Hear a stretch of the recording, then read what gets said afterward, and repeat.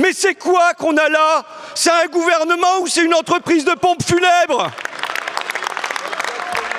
Les ouvriers ici, Gaëtan, Sylvain, Ludo, ils vous demandent pas des regrets et des larmes, mais du combat et de l'action. Vous nous dites, l'État attend. Ils se sont déplacés aujourd'hui à Paris, ils en reviendront avec une garantie, c'est celle de votre inaction. La question est aujourd'hui posée, conservera-t-on de l'acier sur le sol français, de la sidérurgie dans notre pays? En 10 ans, ArcelorMittal a diminué sa production d'acier en Europe d'1/4, tandis que la firme a augmenté sa production d'1/3 en Inde et au Brésil. ArcelorMittal a gelé, enterré la décarbonation de ses hauts fourneaux de Dunkerque et de Fos-sur-Mer, alors que pour l'avenir, ces projets sont vitaux.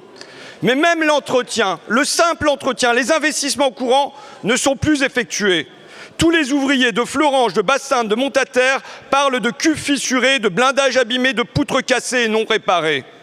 Mittal encaisse les dividendes, Mittal encaisse les aides pudiques, mais Mittal n'investit pas, Mittal abandonne l'outil de travail, c'est un sabordage en cours. Et que racontez-vous? Je vous cite à l'instant, c'est une mauvaise nouvelle, vous dites. Vous avez pour les ouvriers une pensée, vous allez les accompagner, mais c'est quoi qu'on a là? C'est un gouvernement ou c'est une entreprise de pompes funèbres? Les ouvriers ici, Gaëtan, Sylvain, Ludo, ils vous demandent pas des regrets et des larmes, mais du combat et de l'action. Vous nous dites, l'État attend. Ils se sont déplacés aujourd'hui à Paris, ils en reviendront avec une garantie, c'est celle de votre inaction. Voilà pourquoi, monsieur le ministre, nous réclamons la nationalisation. Nous la réclamons non comme une solution miracle, mais comme une nécessité.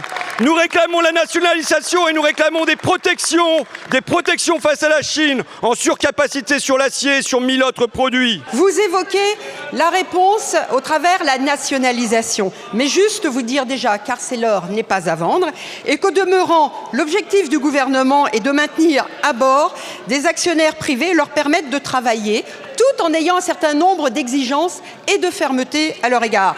Et il ne s'agit pas ici de nationaliser toutes les filières et donc nationaliser des pertes, des filières qui connaissent des turbulences, que notre problème sera résolu. La nationalisation n'est pas une réponse en soi aux difficultés de la sidérurgie européenne.